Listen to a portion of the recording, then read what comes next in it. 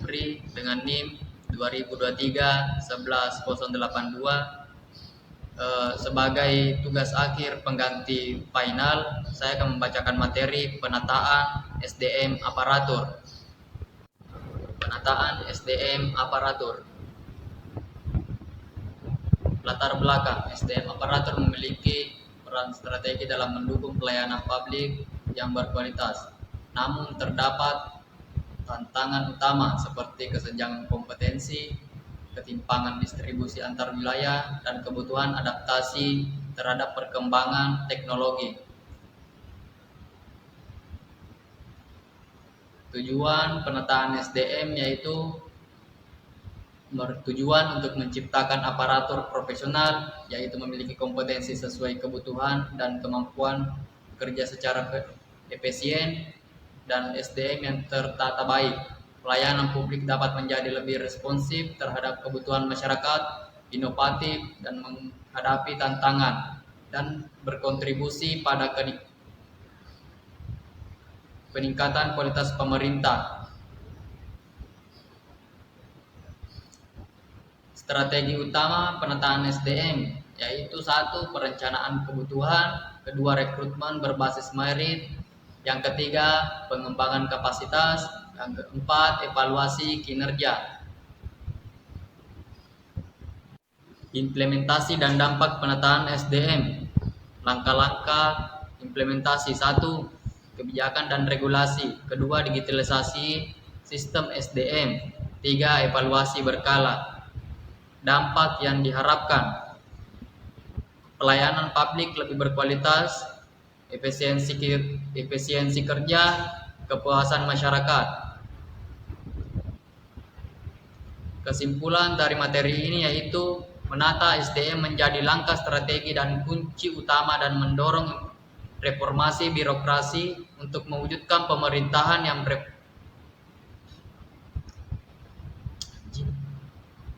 Kesimpulan pada materi ini yaitu menata SDM menjadi langkah strategis dan kunci utama dan mendorong reformasi birokrasi untuk mewujudkan pemerintahan yang profesional, efisien, dan responsif terhadap kebutuhan masyarakat. Sekian pembacaan materi dari saya, lebih dan kurangnya mohon dimaafkan. Wassalamualaikum warahmatullahi wabarakatuh. Bismillahirrahmanirrahim. Assalamualaikum warahmatullahi wabarakatuh. Baiklah, saya akan menjelaskan tentang materi reformasi birokrasi. Konsep reformasi birokrasi. Reformasi menurut Kamus Besar Bahasa Indonesia adalah perubahan secara drastis untuk perbaikan bidang sosial, politik, atau agama dalam suatu masyarakat atau negara.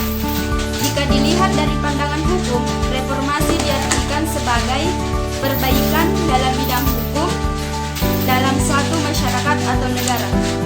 Visi reformasi birokrasi yaitu terwujudnya tata kelola pemerintahan dengan birokrasi berintegritas tinggi dan mampu memberikan pelayanan prima kepada masyarakat. Kerangka tata kelola pemerintahan yang baik untuk mewujudkan pemerintahan yang baik dan bersih berdasarkan prinsip pokok good and clean governance. Setidaknya dapat dilakukan melalui prioritas program. Pertama, penguatan fungsi dan peran lembaga perwakilan, kemandirian lembaga peradilan, profesional dan integritas aparatur pemerintah, peningkatan kesejahteraan rakyat dalam kerangka otonomi daerah. Adapun misi reformasi birokrasi yaitu membentuk dan menyempurnakan peraturan perundang-undangan sebagai landasan hukum tata kelola pemerintahan yang baik.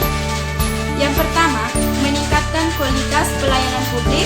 Yang kedua, meningkatkan profesionalisme sumber daya aparatur sipil negara. Yang ketiga, mewujudkan sistem pemerintahan yang bersih dan bebas dari KKN. Jadi kesimpulannya yaitu reformasi birokrasi bertujuan untuk mentransformasi aparatur negara menjadi institusi yang profesional, berintegritas, dan mampu memberikan pelayanan prima kepada masyarakat. Hal ini diharapkan dapat mendukung terciptanya good governance dan meningkatkan daya saing nasional dalam menghadapi tantangan global. Itulah penyampaian materi dari saya. Mohon maaf bila ada salah kata. Sekian, wassalamualaikum warahmatullahi wabarakatuh.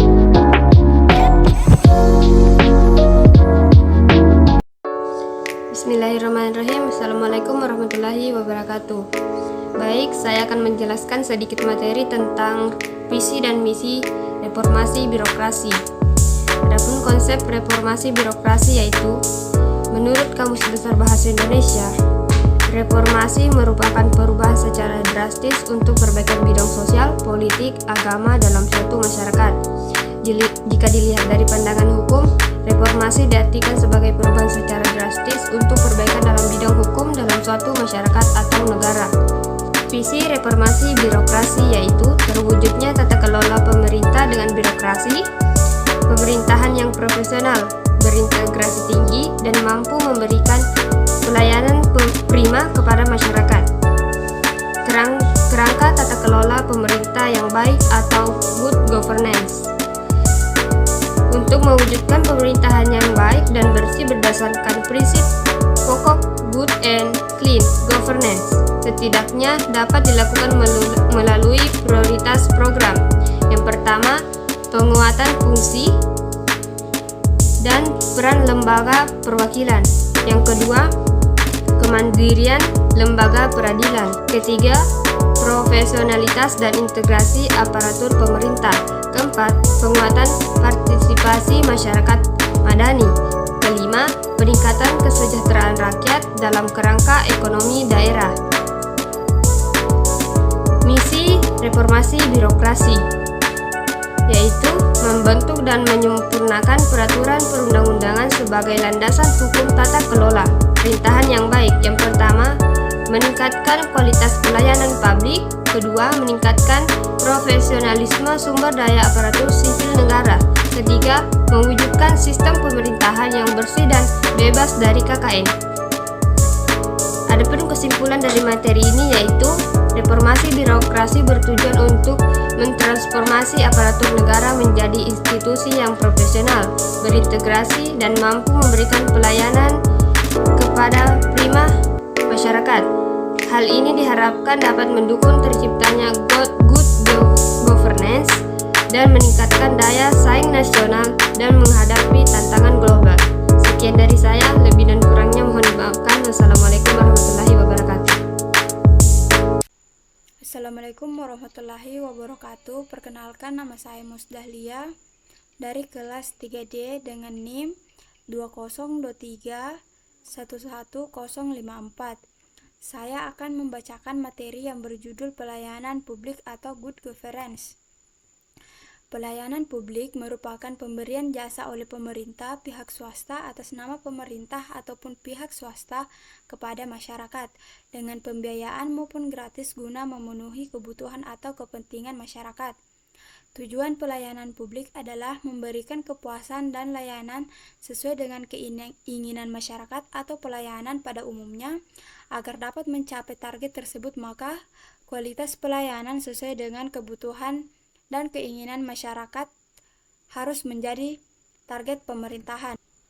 Pengelompokan jenis pelayanan masyarakat didasarkan pada ciri-ciri dan sifat kegiatan dalam proses pelayanan serta produk pelayanan yang dihasilkan pelayanan dapat dibedakan menjadi, yang pertama, jenis pelayanan administratif, yaitu jenis pelayanan yang diberikan oleh unit pelayanan berupa kegiatan pencatatan, penelitian, pengambilan keputusan, dokumentasi, dan kegiatan tata usaha lainnya yang secara keseluruhan menghasilkan produk akhir berupa dokumen.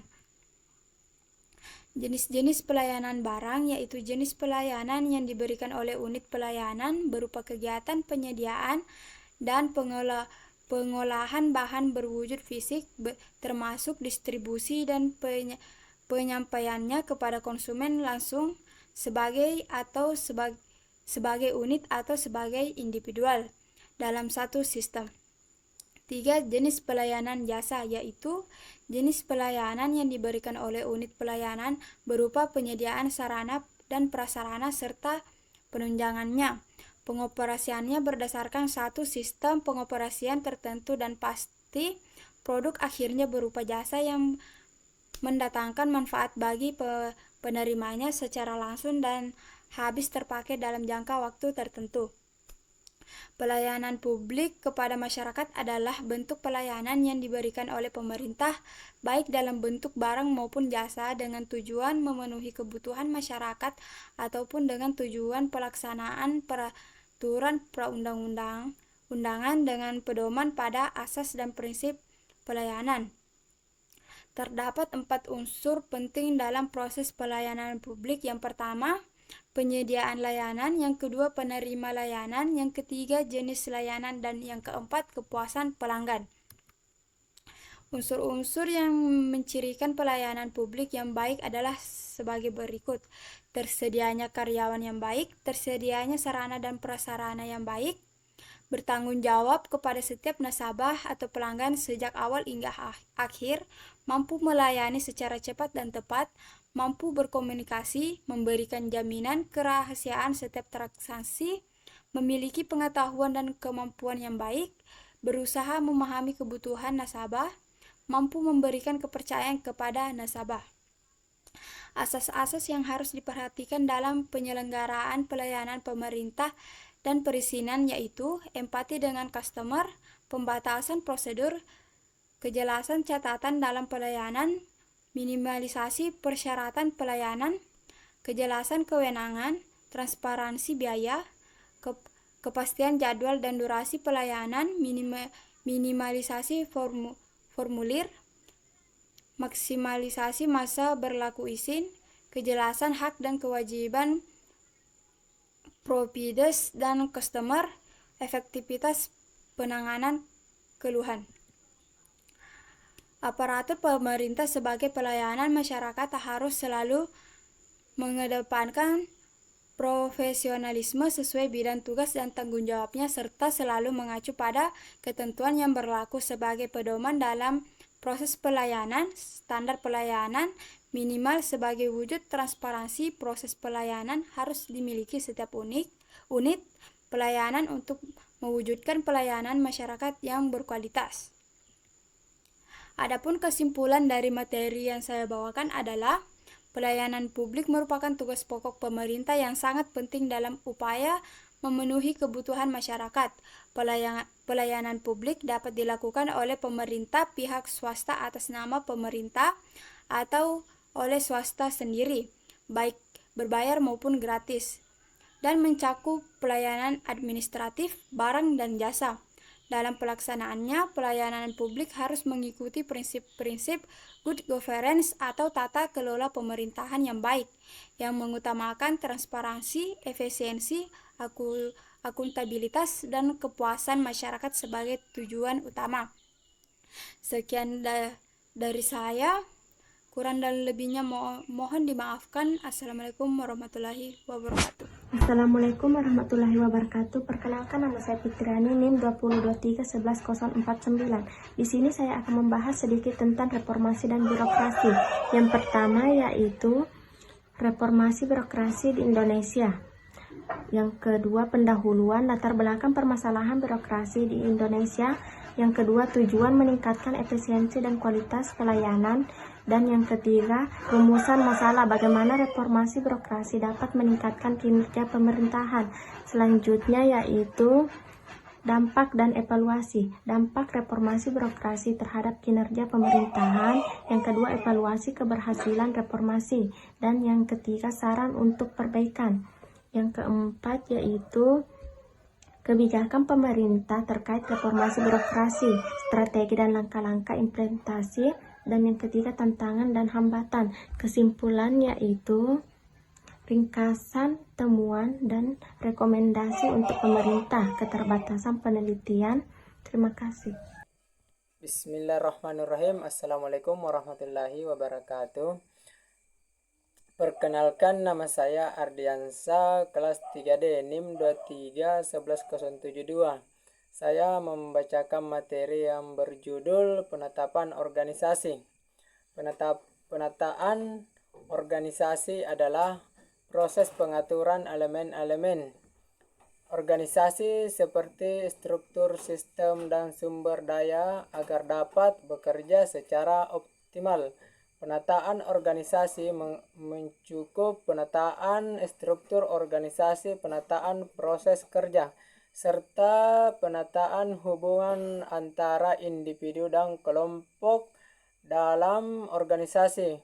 Memahami struktur organisasi yang efisien, menentukan fungsi, mendeskripsikan peran dan tanggung jawab yang jelas untuk setiap unit, atau definisi hierarki yang logis, merancang alur pengambilan keputusan dan pertanggungjawaban, menganalisis peran dan tanggung jawab, kejelasan tugas, kejaksaan tugas, penetapan deskripsi tugas yang spesifik untuk setiap posisi, batas kewenangan, mendefinisikan batasan-batasan kewenangan dan akuntabilitas yang tetap, keterkaitan peran, mendeskripsikan hubungan dan interdefinisi antara peran dalam organisasi. Prinsip penataan organisasi. 1. Pedoman ke arah mana organisasi itu akan dibawa. 2. Landasan lagi organisasi yang bersangkutan. 3. Menentukan macam aktivitas yang akan dilakukan. 4. Menentukan program prosedur, kismen, koordinasi, integrasi, sipalifikasi, sinkronisasi, dan mekanisme. Tujuan penataan organisasi. 1. Memudahkan orang untuk bekerja sama. 2. Memastikan proses berjalan lancar. 3. Mengurangi keraguan dalam melaksanakan tugas. 4. Mengatur hubungan tugas yang satu dengan yang lain. 5. Memastikan setiap orang mengetahui siapa kepelayanan dan siapa bawahnya. Kesimpulan, penataan organisasi yang efektif dapat meningkatkan kinerja dan merancang tujuan organisasi. Hal ini membutuhkan perhatian terhadap struktur budaya serta faktor-faktor internal dan Assalamualaikum warahmatullahi wabarakatuh. Perkenalkan, nama saya Rislianti dengan NIM 202310079 dari kelas 3D.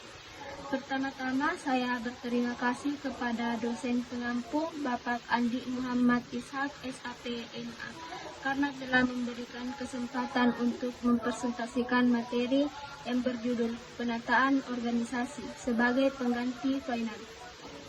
Penataan organisasi.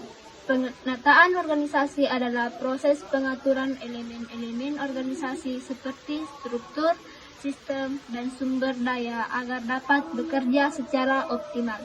Penataan organisasi mencakup penataan struktur organisasi, penataan proses kerja, serta penataan hubungan antar individu dan kelompok dalam organisasi. Memahami struktur organisasi yang efisien, menentukan fungsi, mengidentifikasi peran dan tanggung jawab yang jelas untuk setiap unit atau divisi, hierarki yang logis, merancang alur pengambilan keputusan dan pertanggungjawaban, menganalisis peran dan tanggung jawab, kejelasan tugas. 1. Kejaksaan tugas, menetapkan deskripsi tugas yang spesifik untuk setiap posisi. 2. Batas kewenangan, mengidentifikasikan batas-batas kewenangan dan akuntabilitas yang tepat. 3. Keterkaitan peran, mengidentifikasi hubungan dan interdependensi antar peran dan dalam organisasi. Prinsip-prinsip penataan organisasi. 1. Pedoman ke arah mana organisasi itu akan dibawa. 2. Landasan bagi organisasi yang bersangkutan. 3. Menentukan macam aktivitas yang akan dilakukan. 4. Menentukan program, prosedur, ISMI atau koordinasi, integrasi, simplikasi, sinkronisasi, dan mekanisme. Tujuan penataan organisasi. 1. Memudahkan orang untuk bekerja sama. 2. Memastikan proses berjalan lancar. 3. Mengurangi keraguan-raguan dalam melaksanakan tugas. 4. Mengatur hubungan tugas yang satu dengan yang lain. Terakhir, memastikan setiap orang mengetahui siapa kepalanya dan siapa bawahannya. Kesimpulannya yaitu, penataan organisasi yang efektif dapat meningkatkan kinerja dan pencapaian tujuan organisasi. Hal ini membutuhkan perhatian terhadap struktur, budaya, serta faktor-faktor internal dan eksternal yang mempengaruhi organisasi. Sekian dan terima kasih. Itulah sempat saya sampaikan. Lebih dan kurangnya mohon dimaafkan. Wabillahi taufiq wal hidayah. Wassalamualaikum warahmatullahi wabarakatuh. Bismillahirrahmanirrahim. Assalamualaikum warahmatullahi wabarakatuh. Baiklah, saya akan menjelaskan tentang penataan organisasi. Penataan organisasi adalah proses pengaturan elemen-elemen organisasi seperti struktur, sistem, dan sumber daya agar dapat bekerja secara optimal. Penataan organisasi mencakup penataan struktur organisasi, penataan proses kerja, serta penataan hubungan antar individu dan kelompok dalam organisasi. Adapun prinsip-prinsip penataan organisasi: 1. Perumusan dan jelas. 2. Pembagian kerja. 3. Pembagian kerja atas fungsi. Adapun faktor-faktor penataan organisasi mendapatkan dukungan dan komitmen dari karyawan dan manajemen merupakan faktor-faktor penting dalam penataan organisasi. Nah, adapun kesimpulannya, penataan organisasi yang efektif dapat meningkatkan kinerja dan pencapaian tujuan organisasi. Hal ini membutuhkan perhatian terhadap struktur budaya serta faktor-faktor internal dan eksternal yang mempengaruhi organisasi. Mungkin itu saja yang sempat saya jelaskan. Lebih dan kurangnya mohon dimaafkan, dan saya akhiri dengan ucapan wabillahi taufiq wal hidayah. Assalamualaikum warahmatullahi wabarakatuh.